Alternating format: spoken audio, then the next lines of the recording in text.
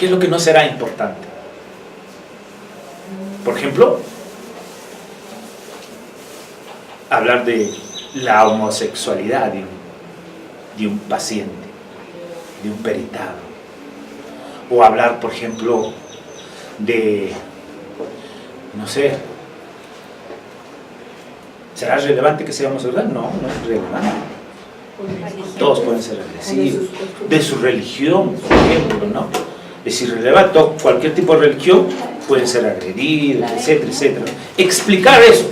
Uno puede decirlo, pero no puede justificar eso en función a tu informe psicológico. Podemos hablar de otras situaciones, de su comportamiento sexual de repente, ¿no? Pero no de su deseo, de su interés, de su capacidad que tiene para eso. ¿Ok? Eso sí tenemos que tenerlo en consideración. Siguiente. Ha de ser coherente y defendible. Tiene que haber coherencia pues, entre lo que dice en el relato, lo que se expresa en la historia, lo que se expresa en la historia familiar, la interpretación de los textos psicológicos y las conclusiones. Tiene que haber una correlación. Tiene que haber sentido, coherencia en todo el proceso de la evaluación, de todo el informe, para llegar yo a una conclusión. No puede ser que una cosa diga el relato, otra cosa dicen las interpretaciones y otra cosa dicen las conclusiones. ¿Que no las hay? Las hay. Hay mucha gente que veo confundida en el ámbito de la psicología sobre este tema. Y hay que tener claro eso. No deben incluir juicios de valor u opiniones personales. Ojo, no debe incluir juicios de valor u opiniones personales. Esto no es una situación de opinión personal. Un informe psicológico no es tanto de opinión, ¿ok? Porque eso es debatible, eso es, digamos, podemos especular muchas cosas. Lo que ponemos ahí, en final, son las conclusiones, son aquellos resultados que hemos tenido de toda la información que hemos recibido anterior. ¿Qué será una opinión, por ejemplo? Una opinión es cuando yo hablo sobre, por ejemplo, sus características de personalidad de una víctima. Pero yo opino que es una cosa, pero debería ser otra cosa. O yo opino de sus características de vida, de su capacidad familiar, etc., ¿no? O yo opino de dónde proviene su dinero. Yo opino de dónde vienen sus características, no sé, de sus hijos, ¿no? Su comportamiento de sus hijos, etcétera, etcétera. Que son fuera de la evaluación psicológica en sí, que tiene que ver con la persona a quien estamos evaluando, no a los demás. No se debe dictaminar sobre la imputabilidad del sujeto. Esta parte es decisión exclusiva del Poder Judicial. El perito solo debe señalar las alteraciones mentales posibles que pudieran afectar a las capacidades del sujeto. Por ejemplo, nosotros no podemos poner en un informe psicológico que esta víctima sufre de violencia. No podemos poner eso porque eso es ya una conclusión legal. La violencia no es un diagnóstico. La violencia no es una conclusión. La violencia es una tipificación penal, es jurídica. Los psicólogos no podemos decir esta persona sufre de violencia y esta persona no sufre de violencia, porque no es un tema de criterio, de diagnóstico, no es un tema de aceptación científica en el ámbito de la psicología. Los únicos que pueden concluir que una persona sufre, padece violencia sexual, violencia familiar, violencia económica o física son los jueces. ¿Usted cree que un médico dice en sus conclusiones le pongo 10 puntos porque tiene violencia familiar o violencia sexual o violencia física. No.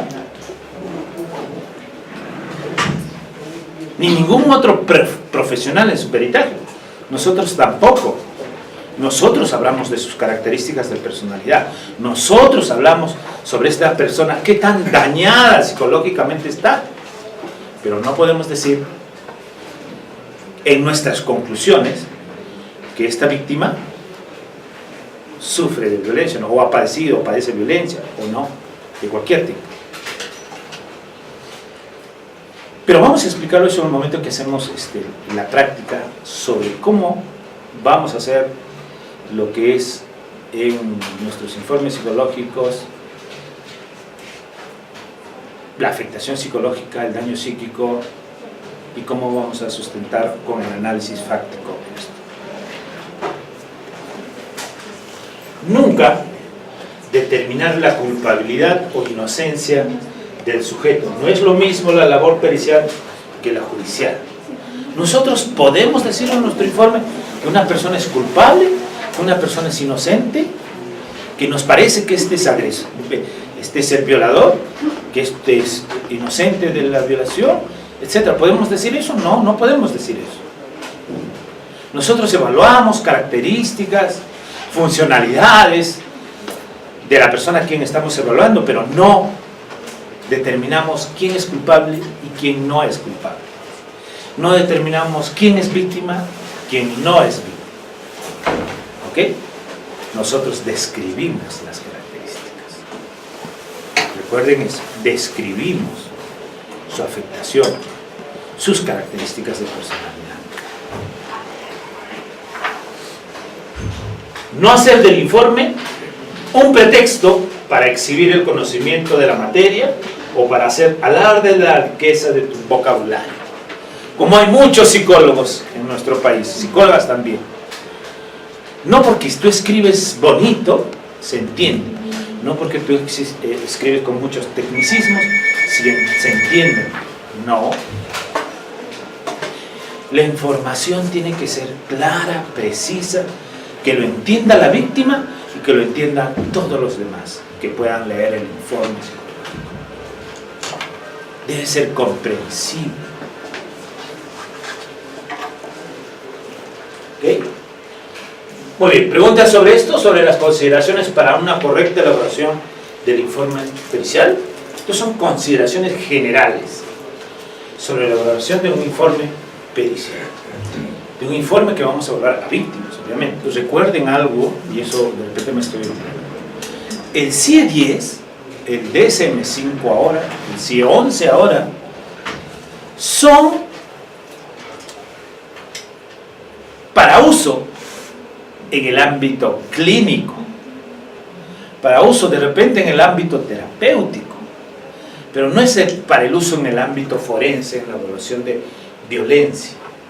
Tú tienes que utilizar la guía que determina, ya hablamos de eso en la mañana, la guía de evaluación a víctimas de violencia de los integrantes del grupo familiar del Instituto de Medicina Legal. Y ahí se señalan los parámetros para evaluar a las víctimas, que no es lo mismo que evaluar en el ámbito clínico. Por una razón, jóvenes, por una razón. Porque en el ámbito clínico, las personas van como pacientes y buscan ayuda. La víctima busca, la persona que sufre, busca ayuda. Va y te cuenta y te dice, yo necesito que me ayudes por esto, por esto, por esto, por esto. Y es un requisito principal en la clínica, que el paciente quiera resolver esos problemas. Si no, no tiene sentido. Pero en el ámbito forense es una cosa distinta. En el ámbito forense, las personas que vienen a pasar evaluación vienen por diferentes motivaciones que no necesariamente significa que vienen a ti porque buscan ayuda. Muchas personas vienen obligadas o accionadas porque no le queda otra cosa que venir a ser evaluadas. Y hay personas en el ámbito forense que vienen a contarte y magnifican sus afecciones. Vienen a contarte un hecho y minimizan sus afectaciones. Vienen a contarte y simulan sus afectaciones. Que tienen trastornos, enfermedades que no los tienen. ¿Ok? Eso es la peculiaridad en el ámbito de la psicología forense. Las personas no son las personas que van como pacientes. Ahí tú no los vas a tratar, ahí no les vas a dar consejos. ¿Ok? No los vas a ayudar a resolver su conflicto, su problema. Tú no. No puedes resolver un problema de violencia. ¿Quién puede resolver un problema de violencia? ¿Usted lo lleva a un terapeuta a ver que resuelve un problema de violencia? No. La violencia tiene un tratamiento diferente. La violencia tiene un tratamiento legal, de derechos humanos. No es que yo voy a resolver este problema de violencia así, no. Resolverás tus comportamientos, que son parte de la violencia. Resolverá el otro su comportamiento, que es parte de la violencia. Pero no significa que no va a haber violencia en sí. ¿Ok? Bueno, eso hay que tener en consideración antes. Dos son las principales características a tener en cuenta para una correcta comunicación de los resultados por parte del técnico perito psicológico. El informe pericial es un documento científico. Ya esto tiene escrito desde Fernando Ballesteros en el 2007, que debe cumplir los siguientes criterios. ¿Por qué se debe hacer esto? Porque tú vas a, de verdad, vas a tener que sustentar lo que pones en tu informe. Bueno, no siempre, pero en algunos momentos que te llaman a juicio, tú tienes que sustentar lo que pones en tu informe. En el ámbito clínico, en el ámbito educativo, tú no sustentas tu informe. Con la justa lo lee tu jefe y lo lee por ahí y nadie te discute. Por otro, te dirán no estoy de acuerdo, pero no discute lo que pones ahí. Pues se supone que tú eres el experto. Pero en el ámbito forense no es así. En el ámbito forense yo puedo discutir tu informe, el otro puede decir, tienes que demostrarme que lo que tú has puesto es lo que dice y es lo que sustentas en pruebas psicológicas, en todo lo que has apreciado anteriormente. No es solamente lo que a mí me parece que yo hablo. Eso es muy importante establecerlo. Bien, ¿cuáles son estas dos características? Uno, que es el resultado de un proceso ajustado a normas a través del cual se han obtenido unos resultados de los que se derivan unas consideraciones técnicas, que básicamente son psicolegales, que dan respuestas a una demanda judicial. ¿Qué cosa es lo que me preguntará un juez? ¿Qué cosa es lo que me preguntará un fiscal queriendo saber de esta persona? Por ejemplo, en víctimas, ya vimos en la mañana, en víctimas solamente se habla si esta persona está afectada psicológicamente o no. Luego se ve después de 6 meses qué tanto está afectada, que lo vamos a ver también. ¿Ok? Pero se ve que está afectada o no. Pero sí, eso es cuando evaluamos a víctimas. Bueno, pero cuando evaluamos, y nos pueden solicitar que evaluemos a agresores, el objetivo es diferente que evaluar a víctimas. Y ahí te piden un objetivo diferente. ¿Qué cosas? Es preguntarme, por ejemplo, el perfil psicosexual de esta persona, las características de personalidad, sus niveles de impulsividad de un agresor. Pero eso es diferente, estamos hablando de un agresor. Lo que nosotros estamos hablando ahora es de víctimas en general. Las víctimas tienen un tratamiento diferente, están protegidas por una ley, la 3036-4, y todas sus modificatorias para poder establecer lo que vamos a hacer con estas víctimas. De los agresores es otra cosa. Muy bien, seguimos. 1. El proceso de peritaje ha sido realizado por un experto psicólogo forense que asume la responsabilidad de todas sus acciones. En la evaluación psicológica forense, tú firmas un informe que tú lo asumes.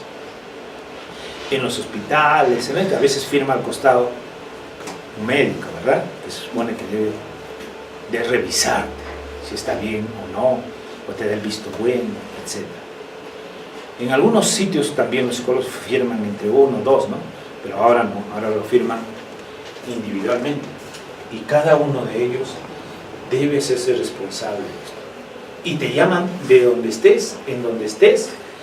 Si has viajado a otros sitios, sí, te llaman para que tú vayas a rectificarte, a hablar, a exponer sobre tus conclusiones en temas de psicología forense. ¿Ok? Debe contener los datos suficientes para poder ser replicable o contrastable por otros evaluadores, como cualquier otra investigación científica. Yo puedo contrastar el informe. Me lo dan a mí, como a veces me buscan abogados, me buscan otras personas para hacerlos. No las hago, pero me vienen y me traen el informe y dicen: doctor, queremos que nos diga sobre estos informes, si están bien hechos o bien elaborados. Y usted nos diga por escrito si está bien, ¿no? Eso se llama contraperitaje, auditoría forense sobre los informes psicológicos que se hacen los peritos. Y uno no debe molestarse porque es parte de la labor científica de todo perito forense. Que yo pueda refutar tu informe, técnicamente. Si me parece, no puede estar bien, puede estar muy bien hecho, por supuesto. ¿No? Pero eso no sucede en el ámbito educativo, no sucede en el ámbito clínico. No, eso no sucede. Imagínense que revisaría todo tu diagnóstico en el ámbito clínico. ¿No? Pero en este ámbito sí lo hacemos. ¿Ok? Muy bien. 2. Es un documento legal. Debe practicarse con las garantías constitucionales y conforme a las leyes procesales.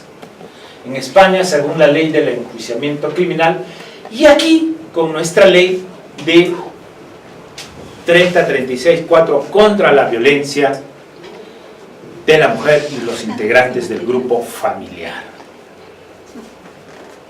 Sirven de base para las decisiones judiciales, es decir, funciona como elemento probatorio. Otras características: es un dictamen archivable y durable que sirve de base para comparar los resultados obtenidos en la evaluación en otros momentos. En el ámbito de la psicología forense, los informes psicológicos tienen una validez.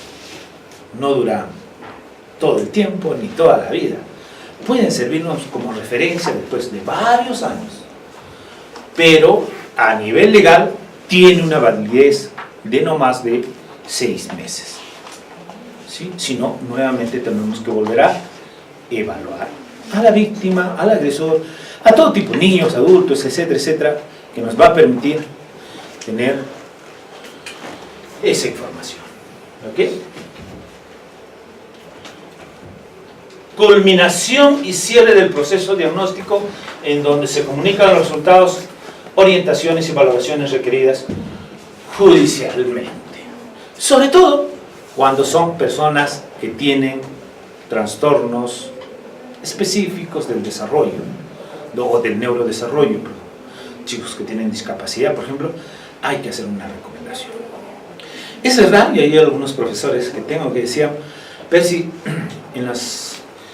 todo informe psicológico debe tener recomendaciones. Si un informe psicológico no tiene recomendaciones, es un informe frío, es un informe no justificable, es un informe que no tiene alma, me decía. ¿Por qué será cierto? ¿Por qué? Porque después de todo lo que decimos, al final tenemos que poner recomendaciones. ¿Qué recomendamos nosotros? ¿Okay? No está en nuestras conclusiones, pero al final recomendamos, obviamente con sensatez, ¿no? Con niveles claros de qué es lo que buscamos, qué es lo que queremos. La información no está dirigida al paciente, está dirigida al fiscal, al juez. Y entonces uno tiene que recomendar para que el juez tome una decisión.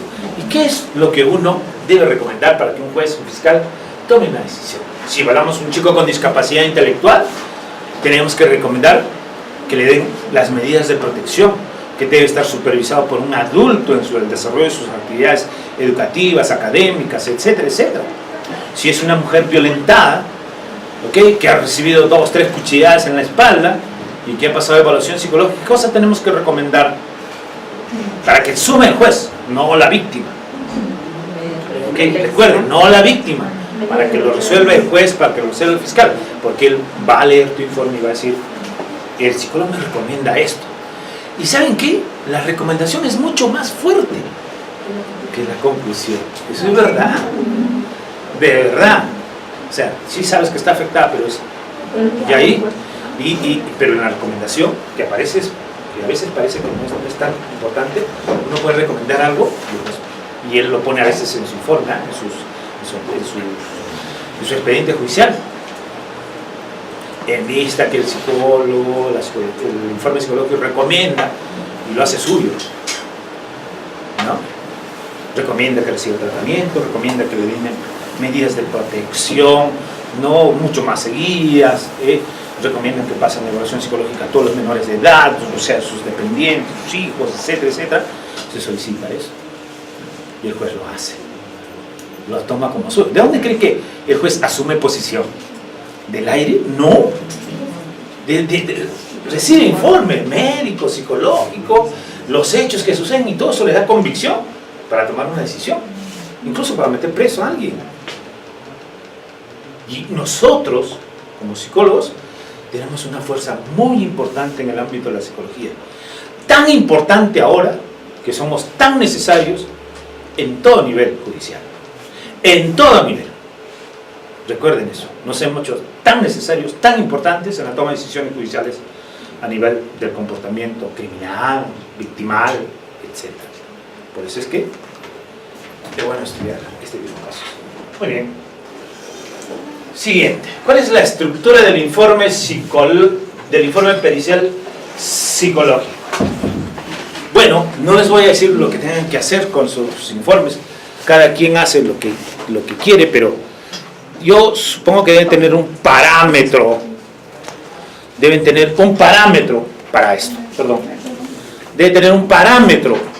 Todos debemos manejar ciertas reglas mínimas, ciertos parámetros que nos van a permitir tener algo estructurado que nos permita explicar nuestros informes psicológicos. Si no lo hacemos, tenemos ciertas dificultades. ¿Ok? Ya casi cada institución tiene sus propios formatos. Casi cada institución tiene sus propias normas para regir instituciones, ¿verdad? Que nosotros debemos alimentar cada vez más, con más tecnicismo y más, siendo cada vez más científicos, en mejorar la estructura de nuestro informe psicológico. Un informe psicológico, una estructura no puede durar pues 10 años, 15 años. No puede suceder eso. O están mal los psicólogos, o todo el sistema está mal. Pero debemos hacer que la estructura de nuestros informes cada vez se ajuste más a la realidad de nuestras necesidades y a la realidad de las personas a quienes estamos evaluando. Porque nosotros nos damos cuenta qué cosa hay, qué cosas se deben eliminar, qué cosas se debe afrontar mejor para desarrollarlo. Pero muchos de nosotros seguimos la corriente. Solamente hacemos lo que hace 20 años se hace, seguimos haciendo lo mismo. Seguimos buscando los mismos parámetros. Y no debe ser así. Uno debe cambiar, poner, porque al final de cuentas tú eres el que firma el informe, no lo firma el jefe. Tú eres el que firma, tú eres el que va a ir a sustentar. Y puedes añadir cosas, puedes quitar cosas, etcétera, etcétera. Pero obviamente tienes que tener ciertos parámetros claros, ¿no?, que rigen. Y lo dice el Colegio de Psicólogos, lo dice las buenas prácticas de casi todas las instituciones internacionales, ¿no? Hay parámetros, estructuras más o menos establecidas. Pero eso no significa que sean inamovibles. Eso está de acuerdo a su necesidad, a las características de la evaluación de quienes ustedes están dirigiendo esto. Recuerden eso, ¿verdad? El psicólogo forense, el psicólogo que se dedica a este tipo de temas, tiene que ser innovador, tiene que tener la capacidad de mejorar las situaciones propias en las que trabaja. Uno, Descripción de la persona o cosa, objeto del mismo en el estado o en el modo que se halle. Descripción de la persona. Pero en muchos de nuestros informes no hay. Eso es muy importante. El lenguaje no verbal es muy importante en la descripción de un informe. Hay dos cosas básicas en general que se forma, una concepción de una persona: el lenguaje verbal y el lenguaje no verbal. Y eso es muy importante describir a un individuo para saber de quién estamos hablando. Bueno, no digamos una hoja, pero digamos algo preciso, conciso y práctico para poder entender de quién estamos hablando en un informe psicológico. ¿Ok? Relación detallada de todas las operaciones practicadas por los peritos y su resultado. ¿Qué significa esto de las operaciones practicadas? Los instrumentos. ¿Qué cosa hemos utilizado? Debe haber una relación. Ahí es clara y precisa. No sé, ponlo adelante, al inicio, al final, al costado, lo que quieras, pero debe estar ahí. ¿Qué cosa has utilizado tú para hacer eso? ¿Un protocolo? ¿Unos test psicológicos? ¿Solamente la observación? ¿La entrevista verbal, no verbal, etcétera? ¿Qué cosa has utilizado para llegar o hacer tus conclusiones en este informe? Todo lo que has preparado debe estar claro en una cápite que has utilizado. Pero todo lo que has hecho, en la mayoría de los informes que vemos, no todo se pone ahí. Conclusiones. Conclusiones que en vista de los datos obtenidos formulen los peritos conforme a los principios y reglas de la ciencia. Significa que deben estar sustentadas en los principios metodológicos de la ciencia. ¿Qué significa? Nuestra conclusión debe estar validada primero por la observación, que es el primer método científico. La observación. Luego, o sea, describir eso debe estar basado en lo que estamos observando. ¿Y qué observamos? Signos. ¿Y qué más? Síntomas. Signos y síntomas que dice, lo que dice la víctima, lo que observas. ¿Ok? Eso. ¿Qué más hacemos? El lenguaje no verbal, el lenguaje verbal, etc. ¿Sí? Además, el informe pericial psicológico deberá contener preguntas o cuestiones que se le plantea previamente al perito. En muchos de los informes uno debería poner ahí cuál es el objetivo del informe. Y eso es como la pregunta, ¿no? ¿Cuál es el objeto del informe? Y debería tener ahí, que es evaluación psicológica de personalidad, de afectación, etcétera, etcétera, como ustedes quieran. Respuestas aclaratorias del perito, que uno puede aclarar en su informe, en las recomendaciones, en observaciones, etcétera, etcétera. Elementos técnicos que se han utilizado para llegar a dichas respuestas. ¿Cuáles serán esos elementos técnicos? La cámara Gesell, por ejemplo. ¿Qué otros instrumentos que utilizamos? Videos, y aparte, ¿no? Otras cosas que utilizamos, que son elementos técnicos que nos ayuden a sustentar nuestros informes periciales. Muy bien, sigamos. El informe debe abrirse con un encabezado que refleje el objeto del mismo de forma clara. Ahora, según ley, según el nuevo Código Procesal Penal, habla que ya todos los informes, que todas las, digamos,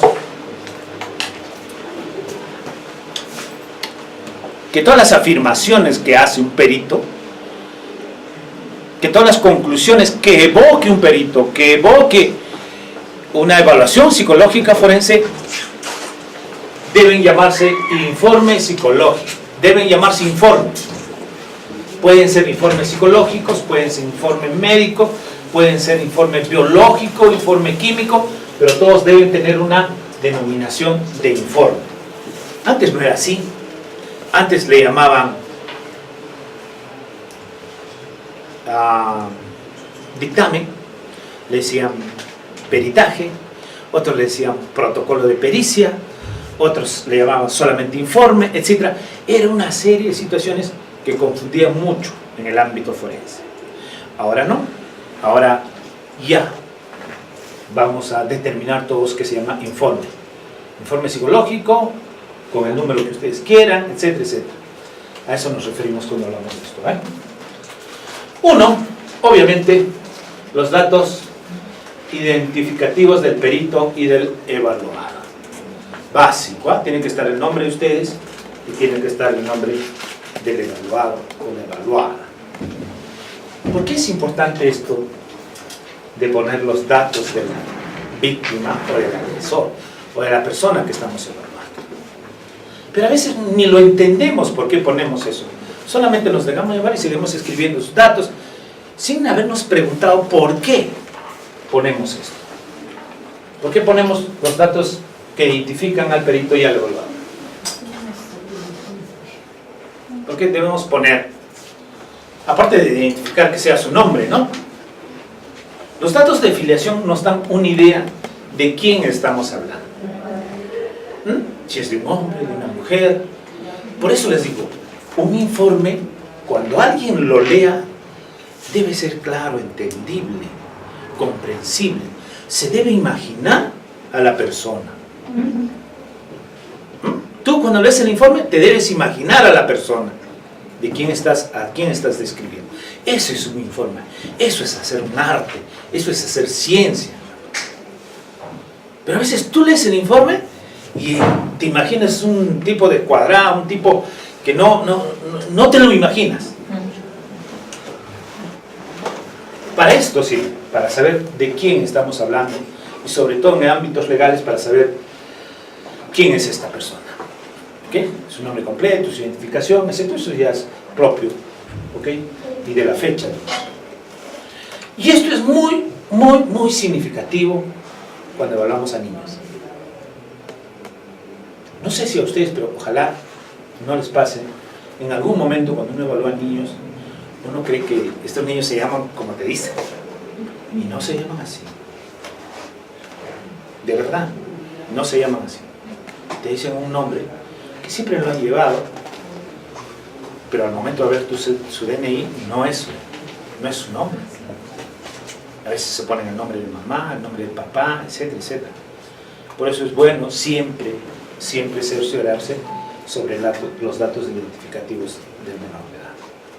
Sobre todo si estamos en el ámbito legal. ¿Ok? 2. Motivo del informe. Motivo del informe. ¿Ah? Aquí se recogerá la finalidad del informe y se citará textualmente lo solicitado en el oficio judicial o lo demandado por el cliente. Porque hay peritajes que son solicitados de manera privada y tú tienes que poner ahí cuál es la finalidad de la evaluación. Ahora se están dedicando muchos colegas que son psicólogos forenses a trabajar en la práctica privada para hacer evaluaciones de este tipo. Y está bien, ahí tienes que poner el objeto de este estudio. ¿Ok? ¿Cuál es el objeto? ¿Cuál es la finalidad? ¿Cuál es el motivo de la evaluación? Ahí te das cuenta sobre qué te vas a pronunciar. 3. La metodología. Aquí se describen todas las técnicas que se han usado para la evaluación del sujeto.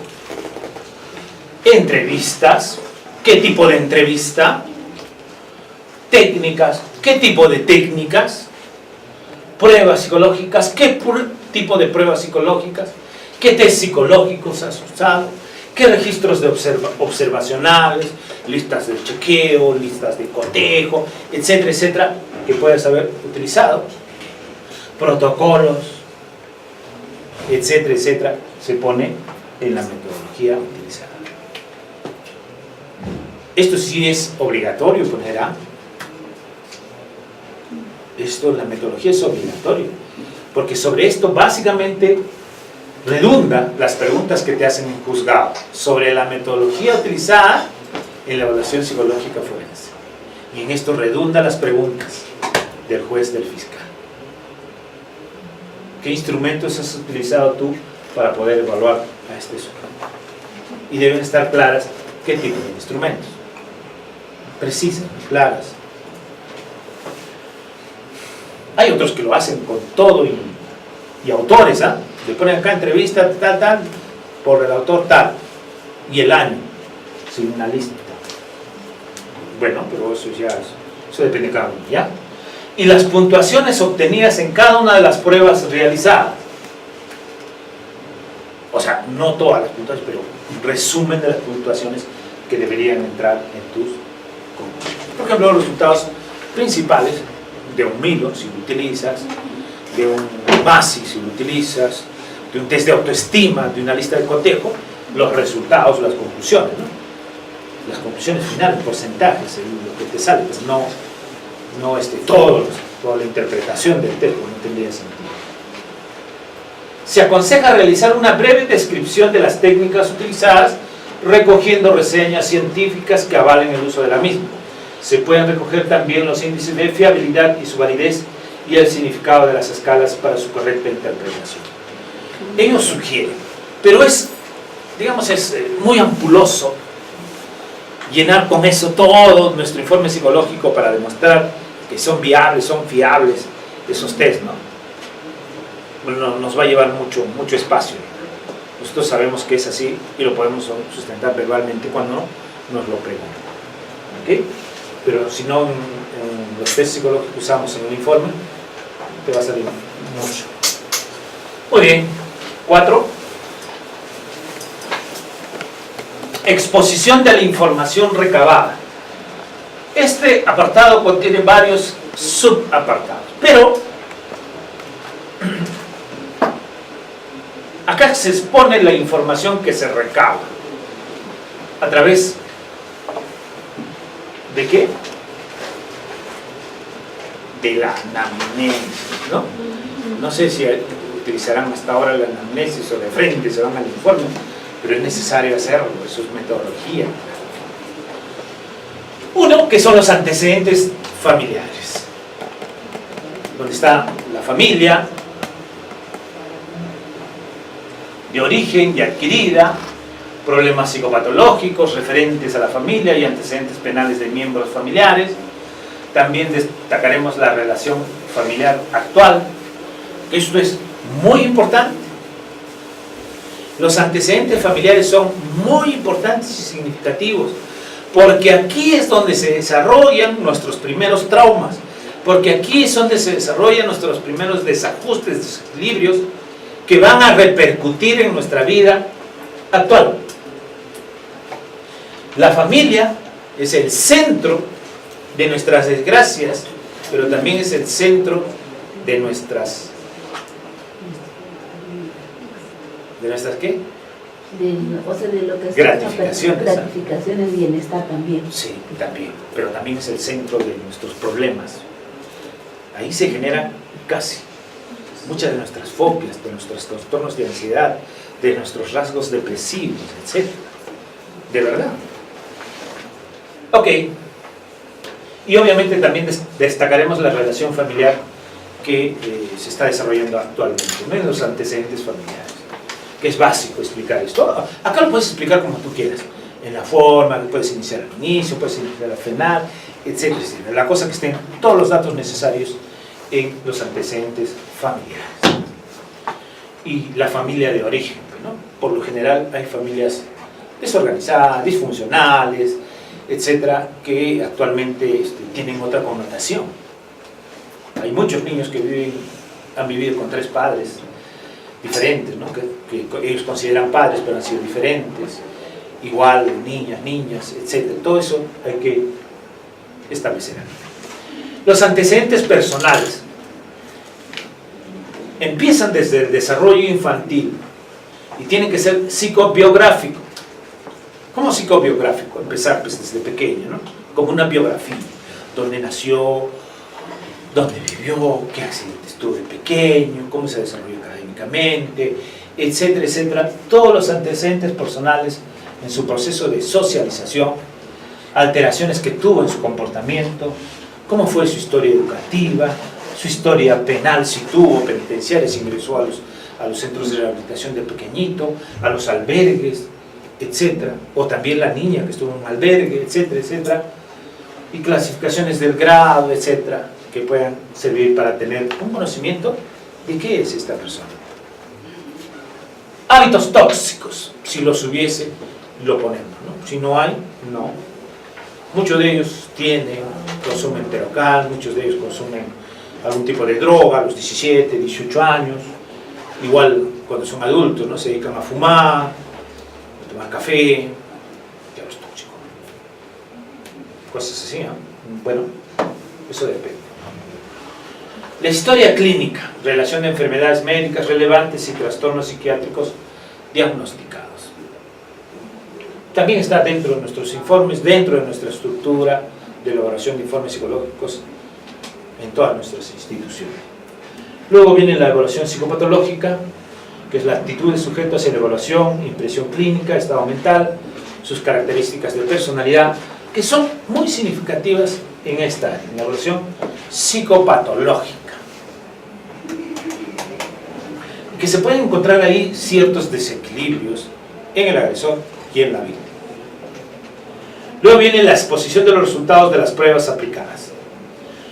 Se puede optar por enumerar las pruebas en el apartado de metodología, o sea, se enumeran las pruebas, tal prueba le he aplicado, y aquí en esta parte se podría hacer la interpretación de esas pruebas que son relevantes en el estudio en esta parte. ¿Ok? Muy bien, pasamos. 5. La discusión psicolegal o forense, o en nuestro caso se llama interpretación de resultados forenses, o análisis de resultados, o discusión de resultados, etc.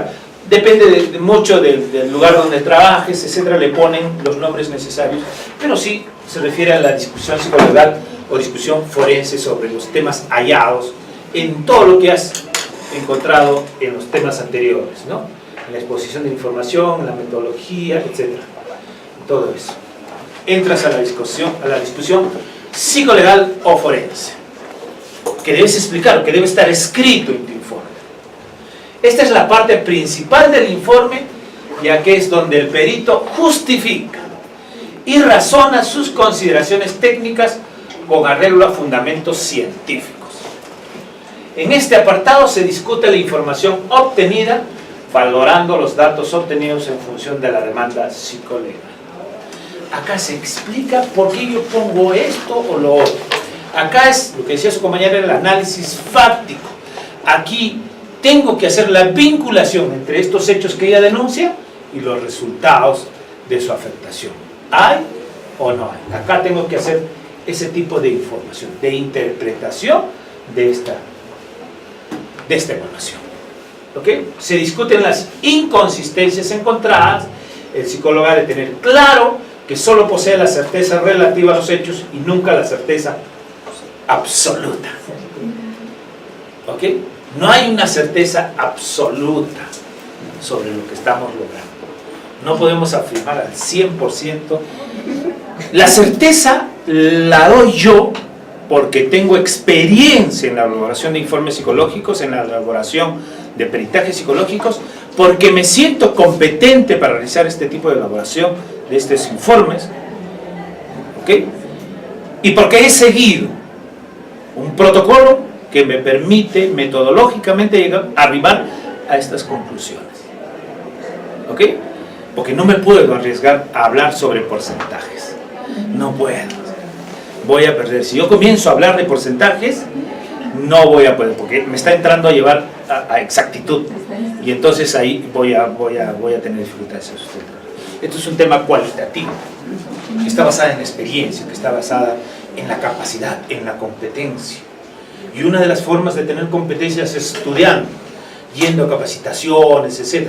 Eso demuestra tu experiencia y demuestra tu capacidad, tu competencia para hacerlo. ¿Ok? Claro.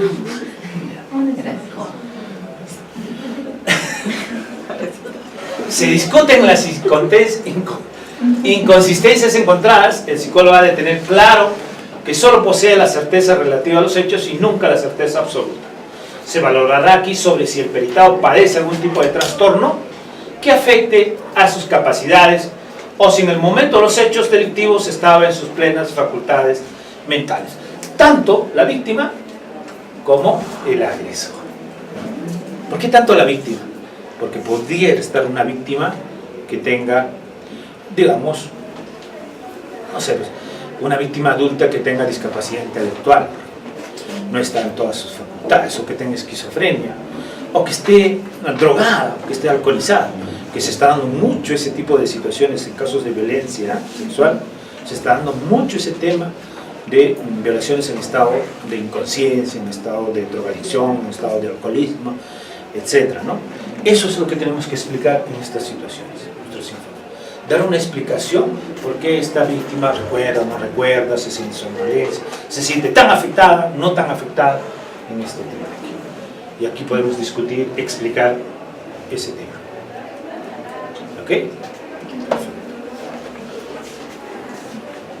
Conclusiones periciales. En el mundo se exponen de forma numerada, o sea, tu conclusión 1, tu conclusión 2, tu conclusión 3, tu conclusión 4, si las tiene. O puede ser 1 o puede ser 2, pero se enumeran las conclusiones.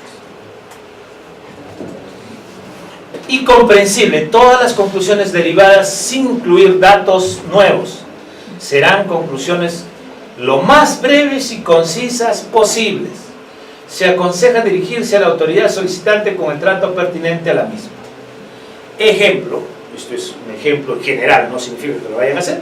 El firmante ha redactado el contenido del presente informe con imparcialidad y con reglas a su leal saber y entender. Con todos los respetos, se emiten las siguientes conclusiones. 1, etc. Hay algunos que pueden no poner esto. El perito firmante dice, ¿no? Y explicas 1, 2, 3 sobre tus conclusiones. Uno puede terminar como sea, esto es formas y formas sobre esto, ¿ah? Pero lo que sí deben tener es que sea, deben ser breves. Una conclusión no puede ser pues media hoja. En el ámbito clínico sí hacen cosas, en el ámbito educativo también, ¿no? Una conclusión es de media hoja, sí, una conclusión. Y lo que dice arriba les dice lo que dice abajo, ¿no? Pero es verdad.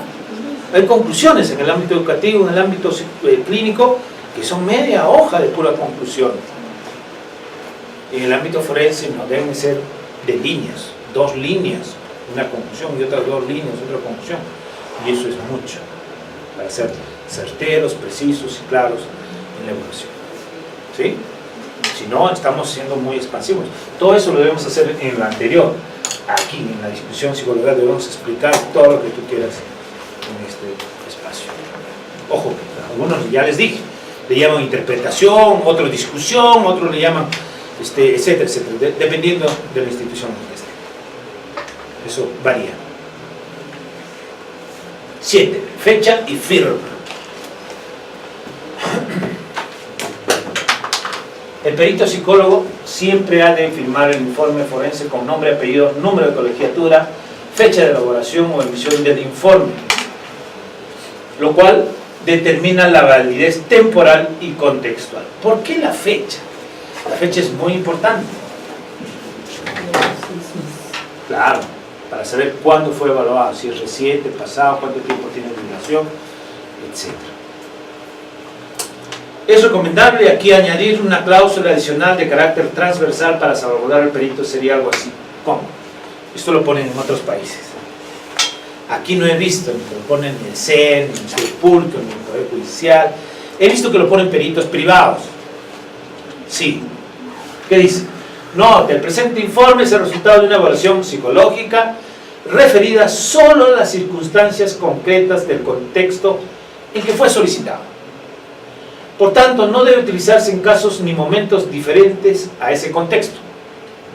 Si se produjese una modificación sustancial en alguna de las circunstancias consideradas, procedería una nueva evaluación. Interesante. Muy bien. ¿Qué tipo de situación? Por ejemplo, tú evalúas una víctima de violencia porque viene agredida por su esposo. Su esposo le ha hecho un corte aquí, le ha roto la cabeza. Después de 2 días, 3 días, viene, pasa su examen médico, va a pasar, etcétera, etcétera. Tú lo evalúas y después la señora se va. Y la señora regresa de una semana, pero ya con 2 cuchilladas en la espalda, digamos. Nada, esto es un ejemplo. Bien, y pasa evolución, lo ha vuelto a denunciar el tipo. Le dan sus medidas de protección, tú le vas a evaluar. ¿Será válido ese informe o hay que evaluarlo nuevamente? Los que hacen evaluaciones privadas ponen esto para no tener dificultades, porque si suceden otros hechos violentos van a tener que estudiar de esta manera. Ellos se basan solamente, esta evaluación sirve para este contexto, ¿qué quieren decir? Para este contexto de evaluación que estoy haciendo, no es para otras situaciones, porque si viene otra vez, la misma persona puede utilizar ese informe para decir, sí, mira, yo estoy afectada por esto, no, las circunstancias son diferentes, todo es diferente, solo hay que saber sustentar estos temas, ¿okay? Yo también tengo ese tipo de situaciones, lo del CEP nunca nadie no tiene nada, todos están afectados, ¿no? Igual me decían, todos no tienen nada, y todos, la mayoría no tienen nada, así que se pueden ir a su casa. Tampoco, ¿no? O sea, uno es muy rígido y el otro es, no puede suceder, algo está pasando. Para eso surgen los protocolos, para eso sirven las guías de procedimientos que nos rigen un marco a seguir. Y eso ha pasado porque no hemos entendido mucho lo que es la teoría nosotros. La teoría para hablar y hacer evaluaciones en lo que es el ámbito de la violencia en nuestro país. Por eso es que hemos tenido dificultades nosotros en elaborar eso. ¿Okay? Pero sí es verdad, no hay que tener, y ese es un gran problema que tenemos que debatir. Porque hay 2 cosas que son diferentes. Una es que el SEM tiene un objetivo diferente, medicina legal tiene un objetivo diferente. ¿Okay? Las otras instituciones también tienen un objetivo diferente. Sino que aquí en nuestro país, y es uno de los únicos de nuestro país, se ha mezclado para que todos hagan todo, ¿no? Ahora con esta nueva ley, todos vamos a hacer todo. O sea, ya no importa que tú trabajes en cualquier sitio, sino todos vamos a hacer todo, sino que tenemos que tener un parámetro y todos trabajamos en funciones. Con la intención de enfrentar la violencia y disminuirla significativamente. No sé si lo estaremos logrando, pero es necesario que enfrentemos este tipo de problemas. ¿Ok?